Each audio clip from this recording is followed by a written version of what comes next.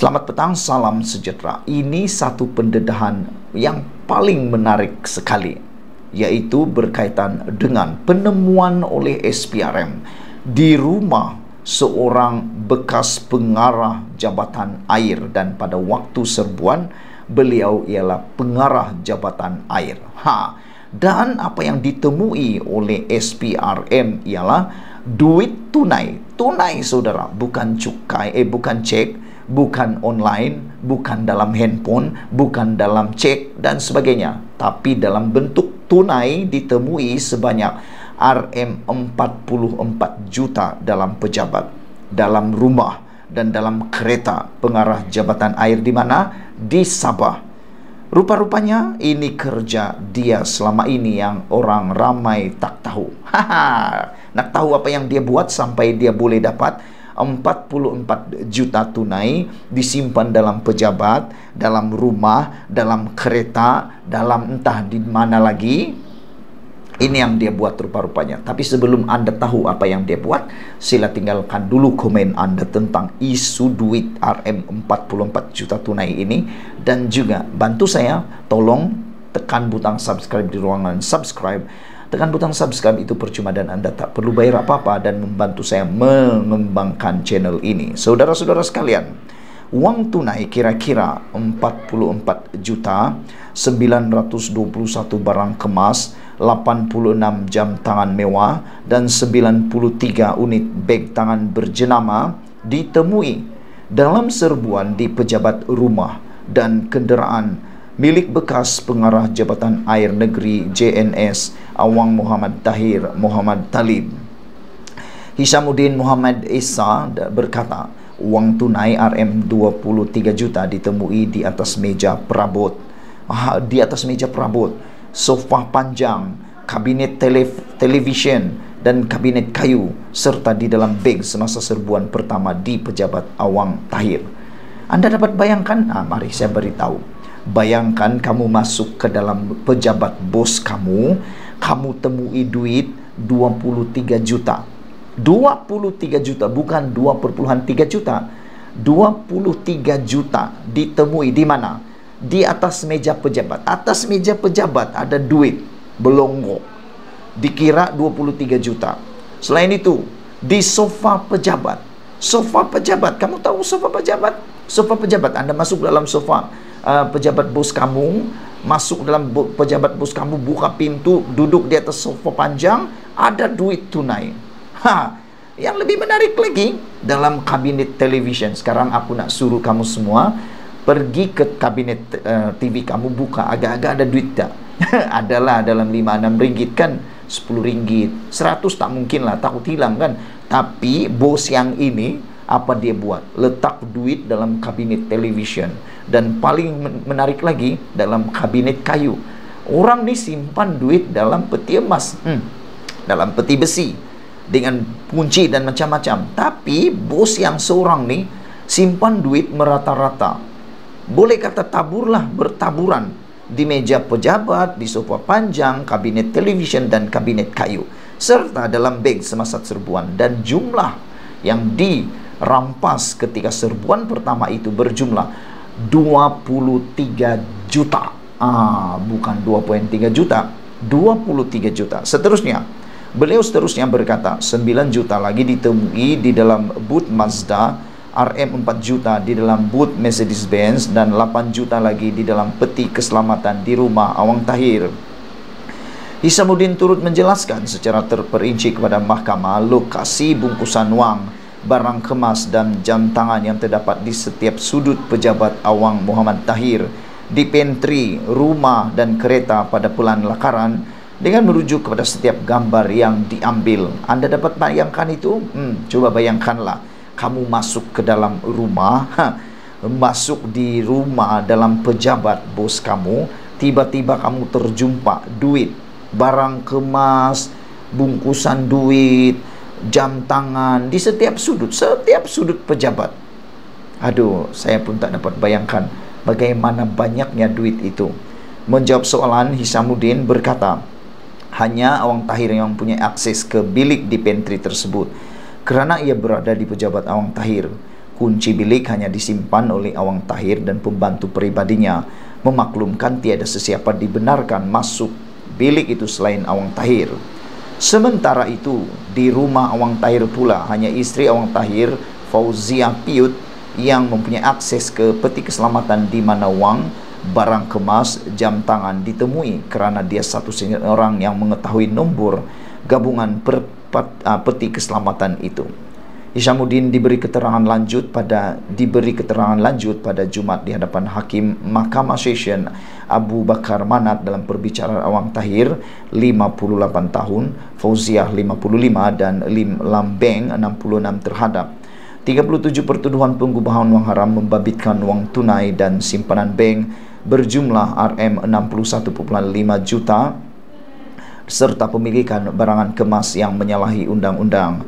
Menurut Hishamuddin, ketika mereka menyerbu rumah Awang Tahir di Sembulan, selain pegawai SPRM, hanya Awang Tahir dan istrinya di rumah itu. Hishamuddin membacakan keterangan saksinya di hadapan Hakim Mahkamah Session Abu Bakar Manat dalam perbicaraan Awang Tahir, membabitkan wang tunai simpanan bank dan simpanan bank berjumlah Rm61.57 juta serta pemilikan barangan mewah yang menyalahi undang-undang. Sementara itu, saksi ke-41 pendakwaan memaklumkan kepada mahkamah bahawa sejumlah wang tunai Rm14.000 ditemui pada rakan karib wanita Awang Tahir ketika serbuan di kondominium itu milik wanita itu. Ku Sazwani Ku Azmi 33 berkata pada 4 Oktober 2016 kira-kira jam 2 petang, dia diarahkan oleh pegawai penyiasat Chen Huat untuk menyerbu sebuah rumah milik Christine Fiona M. Ponsoi yang dipercayai menyimpan harta daripada Awang Tahir. Selepas menerima arahan itu, saya pergi ke pejabat Christine di Sedco bersama dua pegawai lain. Berdasarkan maklumat, Christine berada di rumahnya di Jalan Fung Ye Ting dan kami pergi ke lokasi itu. Saya bertemu Christine ketika dia berada dalam keretanya dan saya memaklumkan kepadanya bahawa kami telah menerima arahan untuk melakukan serbuan di rumahnya di Luyang. Kami kemudiannya menuju ke kondominium Puncak Luyang bersama-sama dengan Christine. Sebelum kami meneruskan pencarian, saya telah menyampaikan perintah penggeledahan dan penyitaan kepada Christine serta meminta untuk menandatangani perintah itu, kata Ku Sazwani yang merupakan pegawai penyiasat Suruhanjaya SPRM pada November sejak Mei 2016 hingga November 2018. Dia seterusnya memberi keterangan bahawa mereka telah membuat pemeriksaan kondominium itu dan menemui sebuah beg mengandungi 140 keping wang kertas Rm100 di ruang tamu. Wah, di ruang tamu punya banyak duit. Setelah mengira wang kertas, jumlah wang itu ialah Rm14.000.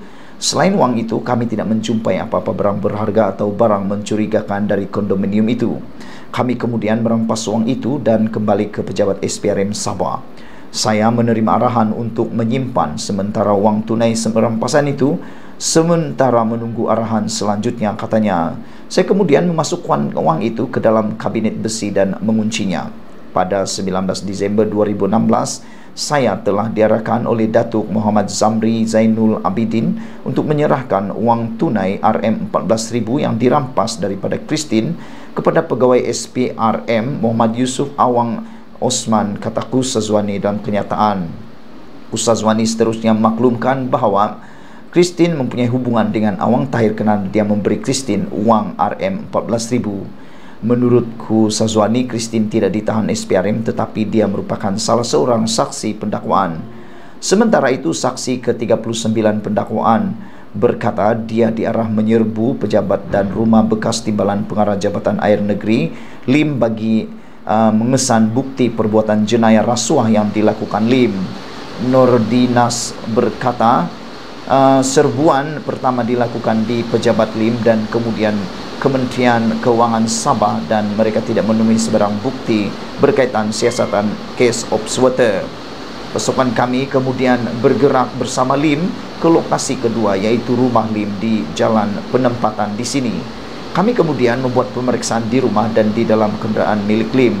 Hasil pencarian itu, kami menemui beberapa dokumen dan barang yang disaki ada kaitan dengan siasatan kes ops water itu, iaitu dokumen kenderaan, kewangan, rumah serta komputer riba dan barang kemas serta 2 kenderaan. Semua barang rampasan dibawa ke pejabat SPRM Sabah, katanya. Timbalan pendakwa raya DPP Mahadi Abdul Jumat, Haris Parakas Somia dan Zendelim menjalankan pendakwaan manakala Lim dibela oleh Datuk Tan Hock Chuan, Baldez Singh, Karpal Jit Singh dan Aaron Lau, dan Peguam Priscilla Aquila Sinem membela Awang Tahir dan Fauzia. Perbicaraan diteruskan pada 25 hingga 28 Julai tahun ini. Sekian dulu untuk kali ini. Jangan lupa share video ini. Kita jumpa lagi. Bye-bye. Selamat petang, salam sejahtera. Terima kasih karena bersama dengan saya di Nazilin Unity Channel. Muhyiddin kata Perikatan Nasional lah parti paling stabil. Rupa-rupanya taklah stabil sangat. Seperti yang dia dakwa, Parti Perikatan Nasional atau Gabungan Perikatan Nasional adalah parti yang lebih stabil daripada Kerajaan Perpaduan. Dia kata tiada masalah, dia kata tidak ada pergolakan dalaman, dia kata lebih baik daripada Kerajaan Perpaduan dan sebagainya. Rupa-rupanya dalam diam ada juga ulat di dalam Parti Bersatu. Manakan tidak, akhirnya dilaporkan kemarin 3 orang penaja dalam parti Bersekutu Bersatu dipecat serta-merta. Bukankah itu satu pergolakan dalaman yang sebenarnya berlaku? Tapi Muhyiddin kata tiada pergolakan. Akhirnya terungkailah, dan rupa-rupanya pergolakan itu diketahui oleh Muhyiddin Yassin. Kalau kemarin masih menjadi persoalan adakah Muhyiddin tahu atau tidak, rupa-rupanya dia tahu. Menurut laporan di Malaysia kini, Muhyiddin restui pecat ahli sayap Bersekutu Bersatu, kata Chong.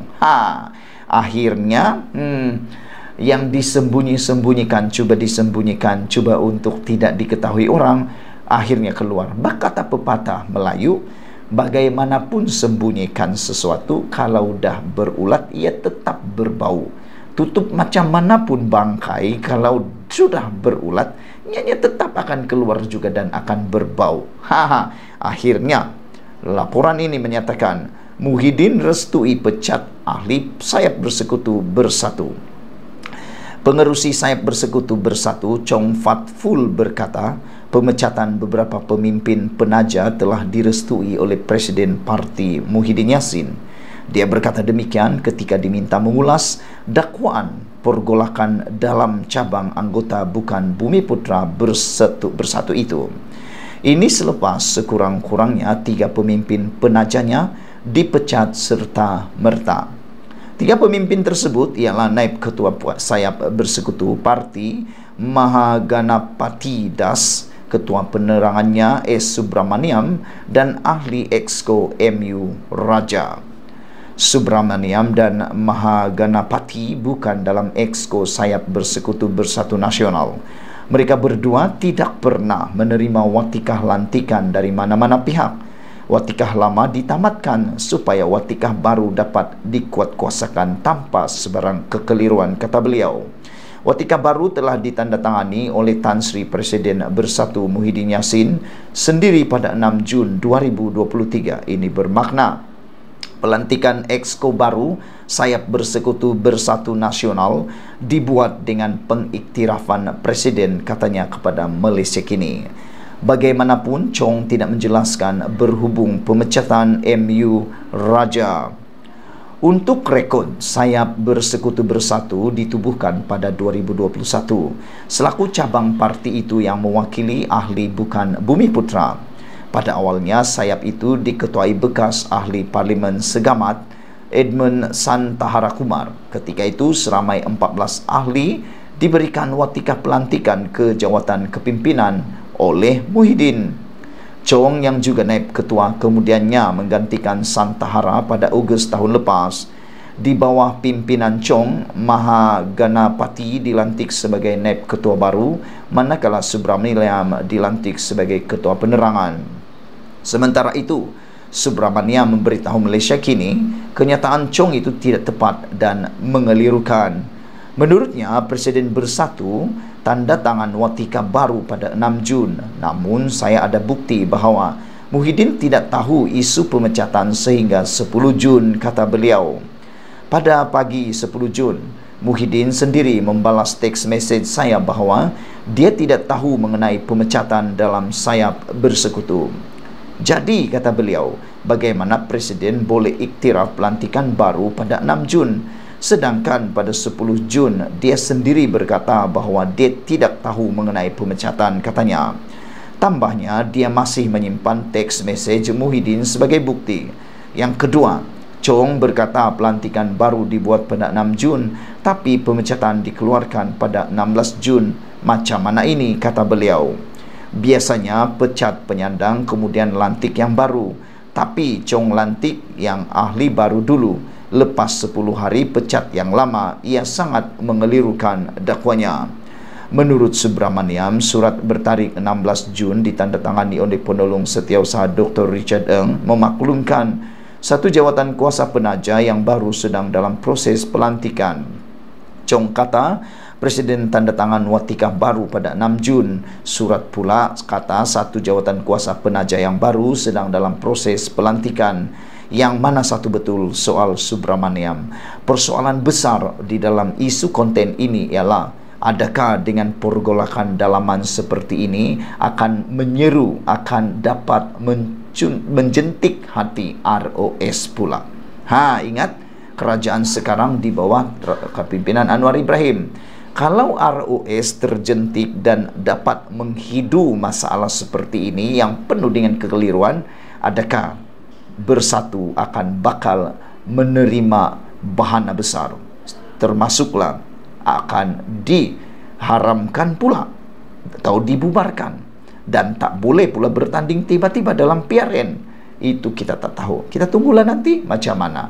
Apa pendapat kamu semua tentang isu ini? Adakah Bersatu akan haram, tiba-tiba boleh diharamkan oleh ROS dan tak layak untuk bertanding dalam PRN nanti? Sekian dulu untuk kali ini. Jangan lupa tinggalkan komen Anda, tekan butang subscribe. Kita jumpa lagi. Bye-bye. Selamat petang, salam sejahtera. Terima kasih karena bersama dengan saya di Nazilin Unity Channel. Ini satu lagi pendedahan yang paling menarik berkaitan dengan Muhyiddin Yassin, yang mungkin telah dilupakan oleh Muhyiddin Yassin, tapi tiba-tiba digemparkan dan dicungkil balik, dikorek balik, sehingga kita semua pun terkejut. Rupa-rupanya Muhyiddin Yassin pernah mengeluarkan apa yang dikata oleh Bersih, mengingatkan Muhyiddin. Bersih ingatkan Muhyiddin, janji lantikan GLC satu bentuk salah guna kuasa. Kenyataan terbuka pengerusi Perikatan Nasional PN Tan Sri Muhyiddin Yassin mengenai janji lantikan politik ke syarikat berkaitan GLC sekiranya PN menang 6 pilihan raya negeri PRN adalah satu bentuk salah guna kuasa.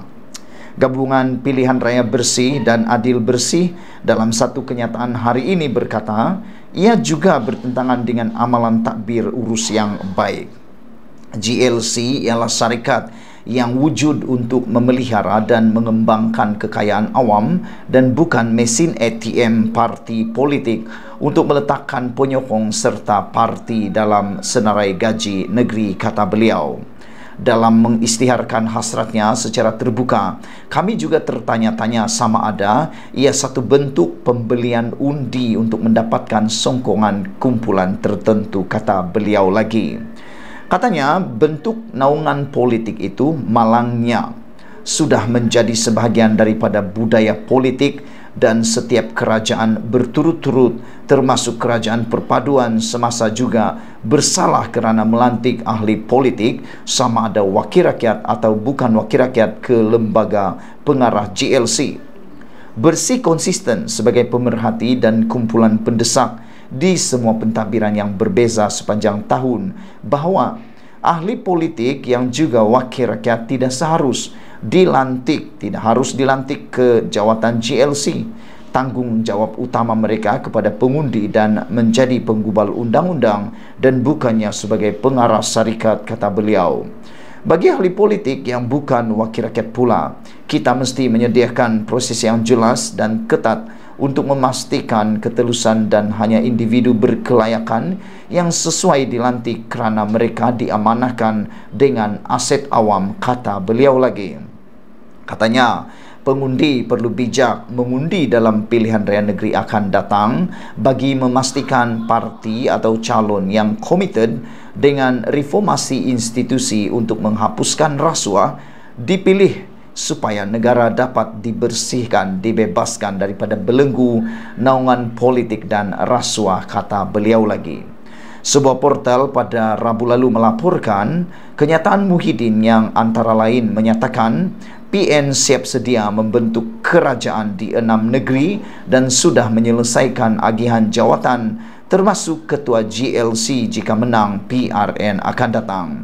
Muhyiddin dilaporkan berkata, PN tidak bimbang dengan kritikan terhadap pelantikan ahli politik untuk mengetuai GLC dengan menegaskan perkara sama turut dibuat kerajaan perpaduan ketika ini.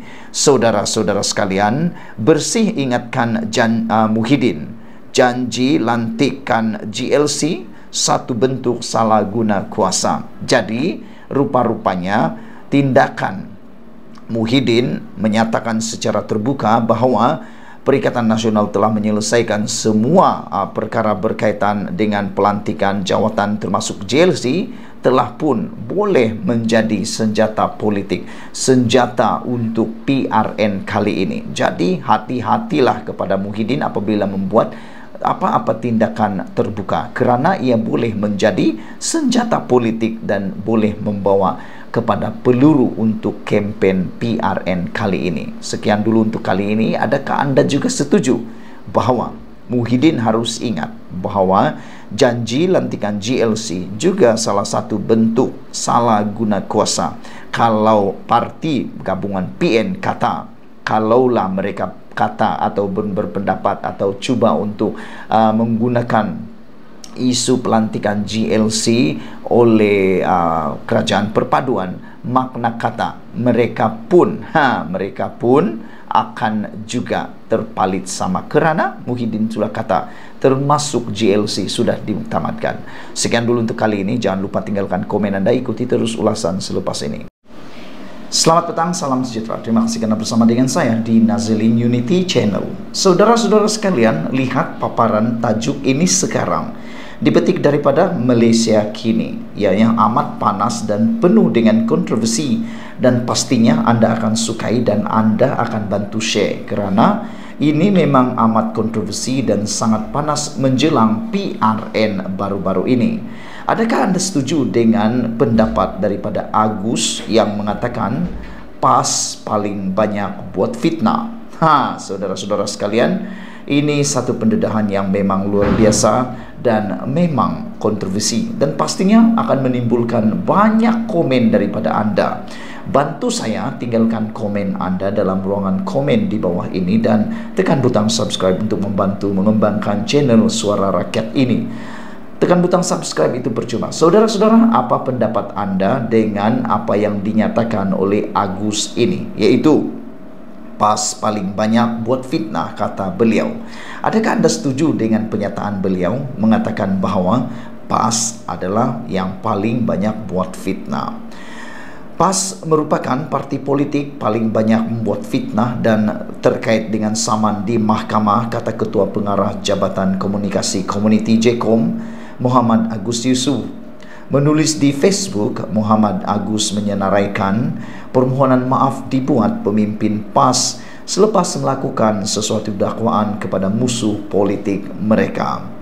Antaranya, kata Agus, permohonan maaf oleh Pesuruh Jaya PAS Perak Razman Zakaria kepada Anwar Ibrahim kerana mendakwa Perdana Menteri itu membawa agenda songsang LGBT dan menyokong agenda komunis.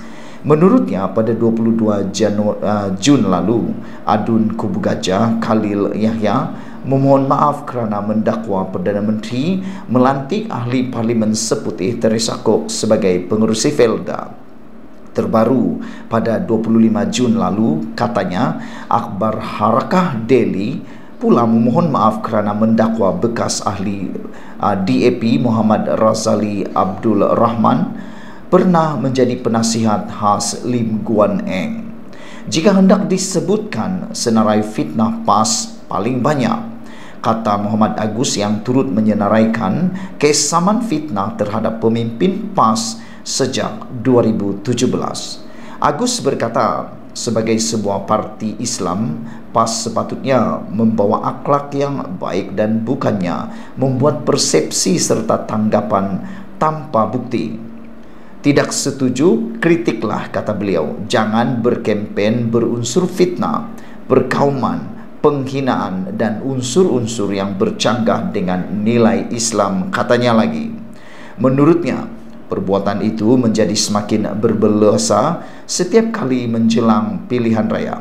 Tambahnya, PH dan BN merupakan parti paling kerap difitnah dengan tujuan menakutkan rakyat supaya tidak menyokong kerajaan perpaduan sekarang. Misalnya, katanya, DAP dianggap didakwa mengancam kedudukan Melayu Islam, dituduh mahu menukar Malaysia menjadi republik, serta menghapuskan raja berperlembagaan dan Islam sebagai agama rasmi.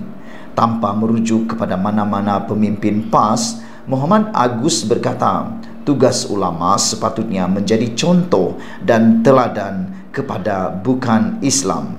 Kerja ulama menyeru orang supaya beriman, jauh dari mungkar, buat kebaikan. Tunjukkan contoh kepada bangsa lain dengan akhlak yang baik, supaya Islam dipuji dan dihormati, kata Agus lagi. Demi generasi masa depan, hentikan politik fitnah. Ia budaya politik kotor dan keji, kata Agus lagi. Fokus kepada usaha membina Malaysia yang lebih baik, katanya, yang menyeru golongan muda menolak politik fitnah.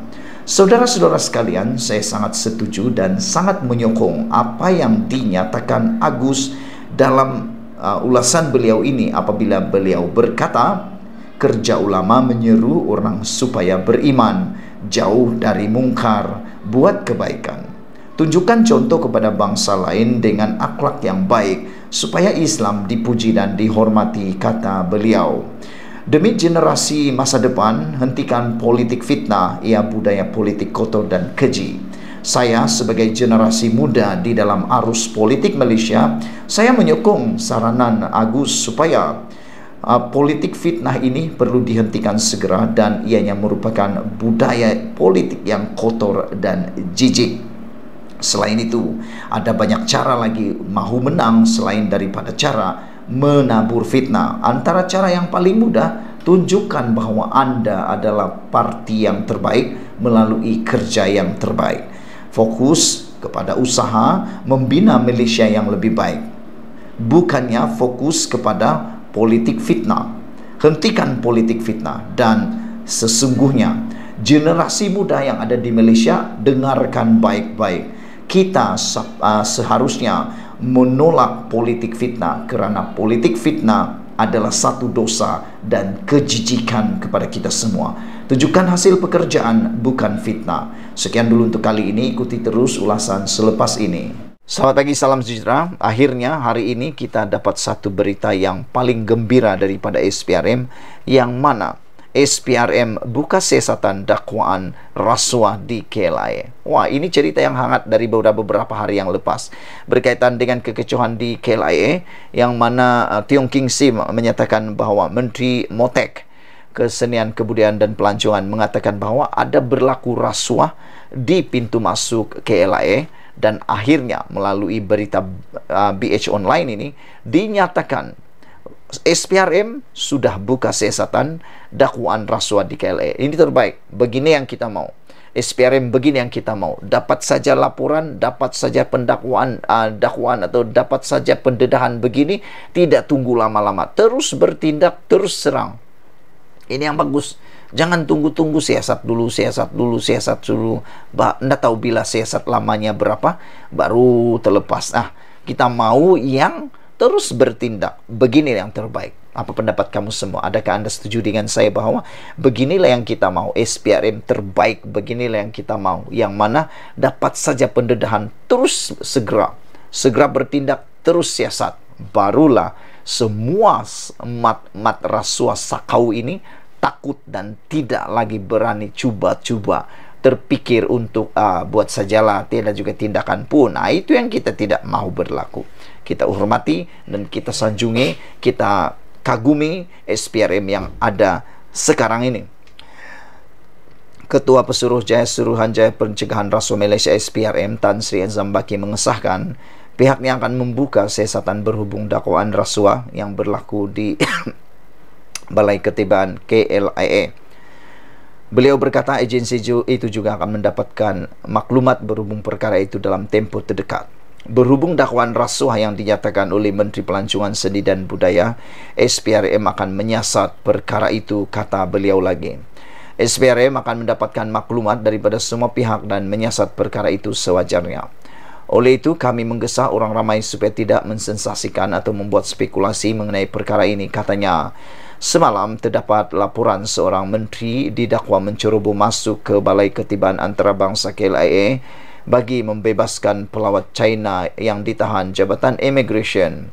Susulan itu, Datuk Seri Tiong King Sing mengakui dirinya adalah menteri yang dikaitkan dengan kejadian itu. Malah mendakwa kehadirannya membongkar amalan rasuah dalam kalangan pegawai di pintu masuk negara. King Sing mendakwa terdapat pegawai immigration yang meminta wang diberikan sekiranya pelancong asing yang ditahan mahu dilepaskan. Ada yang minta sehingga RM3,000 untuk dikeluarkan daripada tahanan termasuk tiket penerbangan pulang ke negara asal. Tambahan RM3,000 pula diminta jika mahu pulang ke negara asal dengan kadar segera menerusi laluan khas, manakala RM12,000 untuk kos memproses visa, kata beliau lagi. Wah, ini satu pendedahan yang luar biasa yang sudah pun menjentik hati SPRM, yang telah pun menjemput SPRM sendiri menyiasat rasuah yang didakwa berlaku di KLIA ini. Saudara, saya suka dengan pendedahan wang yang memalukan inilah. Menurut King Sing, terdapat pegawai immigration yang meminta wang diberikan sekiranya pelancong asing yang ditahan mahu dilepaskan. Tak tahulah kenapa ditahan, tetapi menurut King Sing, yang ditahan itu mempunyai dokumen yang lengkap, tiada masalah, cuma masalah komunikasi.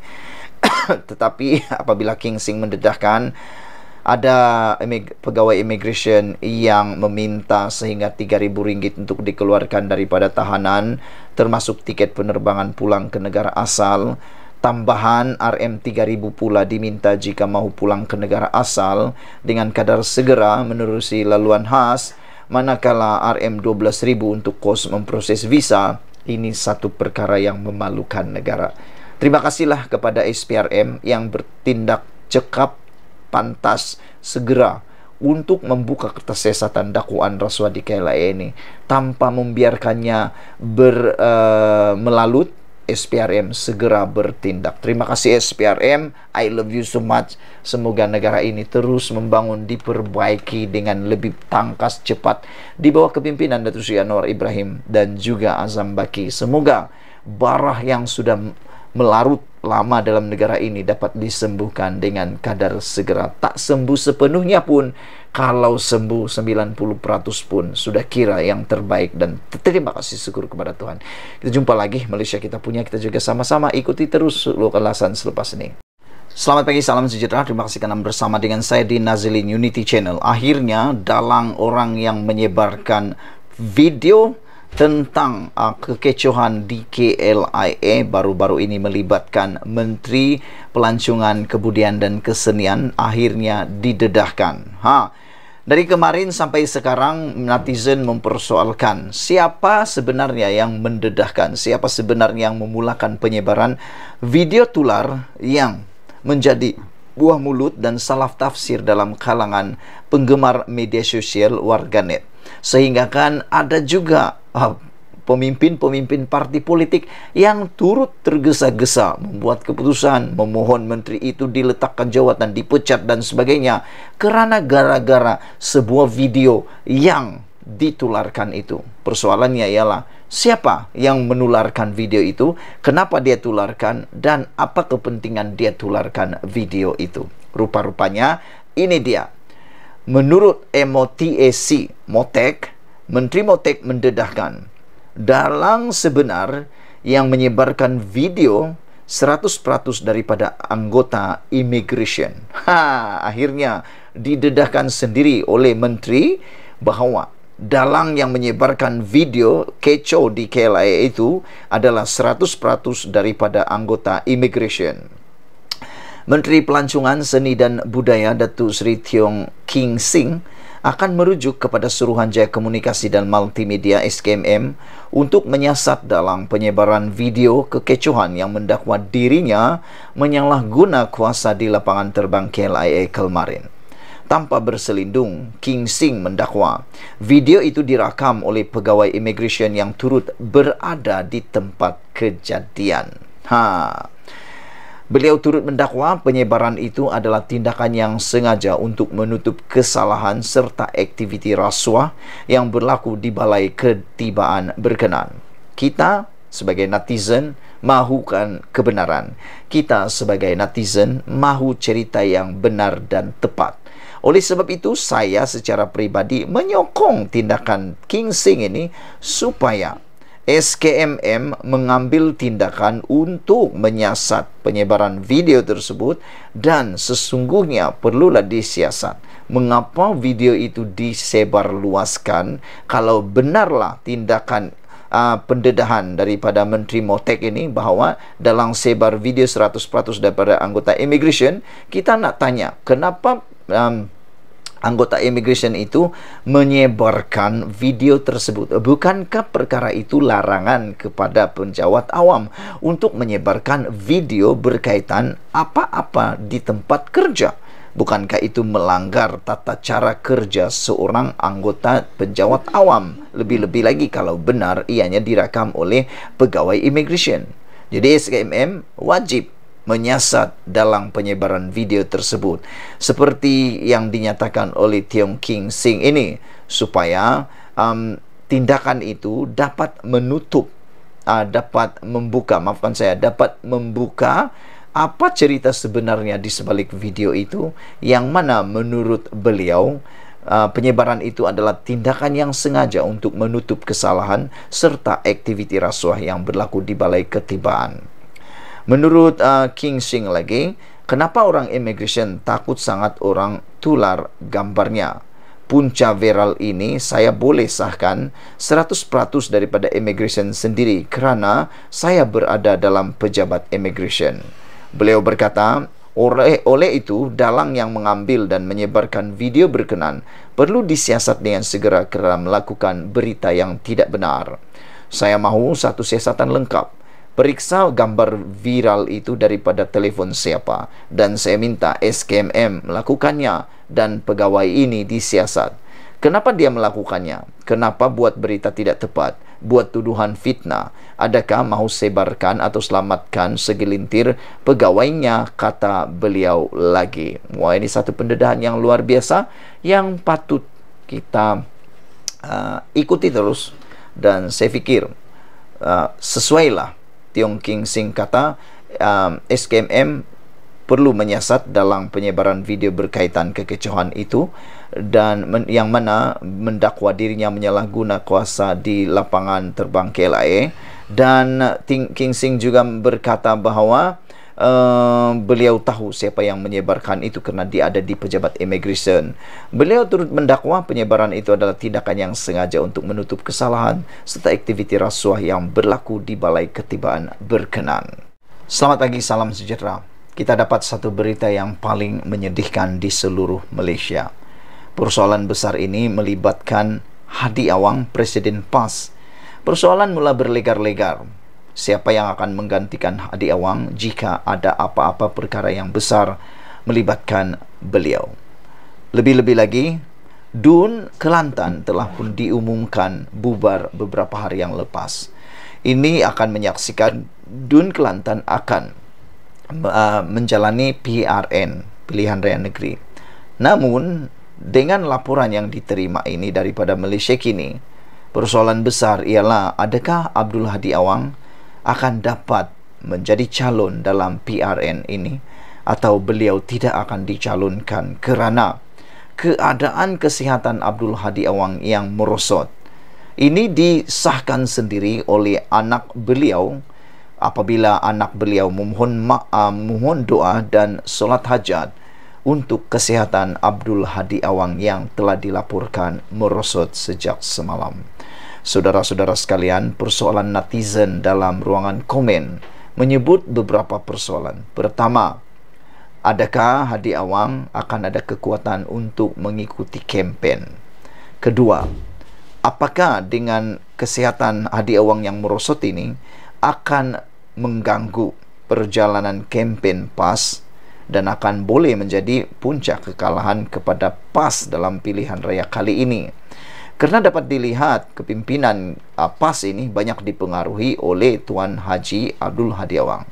Selain itu, menjadi persoalan kita juga ialah adakah Hadi Awang mampu bertahan? Dan kalau dia tidak mampu bertahan, katakanlah, kita tidak nak minta-minta, tetapi kita hanya bertanya, katakanlah Hadi Awang dijemput ilahi, siapakah yang akan menggantikan Hadi Awang selepas ini?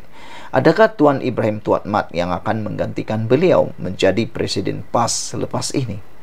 Saudara-saudara sekalian, adakah benar dakwaan netizen Hadi Awang tidak akan bertanding dalam pilihan raya negeri yang akan datang ini?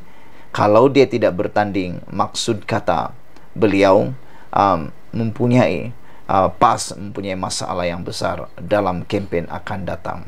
Walau bagaimanapun, kita berdoa Presiden PAS Abdul Hadi Awang yang kini menerima rawatan di hospital selepas kesehatannya merosot sejak sebelum Aidil Adha lalu. Perkara itu dimaklumkan anaknya Muhammad Khalil Abdul Hadi menerusi catatan di Facebook pagi ini. Beliau menulis mohon doa dan solat hajat khusus untuk kesembuhan Ayanda Tuan Guru.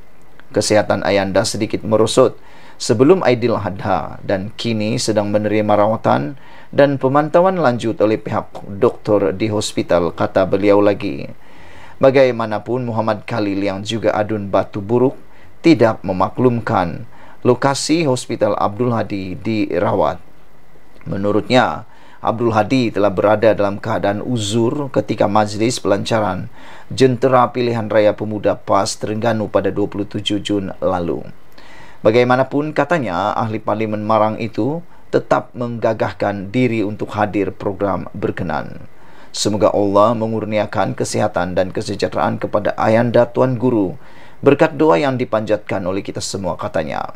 Sementara itu, bernama melaporkan Muhammad Khalil ketika dihubungi mengesahkan Abdul Hadi menjalani rawatan di sebuah hospital di Kuala Terengganu dan berada dalam keadaan stabil. Beliau mengata, stabil perlu rehat secukupnya, katanya ringkas menelusi aplikasi WhatsApp. Kali terakhir Abdul Hadi dilaporkan dimasukkan ke hospital ialah pada Februari tahun lalu. Dia ketika itu dimasukkan ke Hospital Putrajaya selepas dilaporkan sesak nafas sebelum dipindahkan ke Institut Jantung Negara IJN untuk rawatan lanjut. Ikuti terus ulasan selepas ini.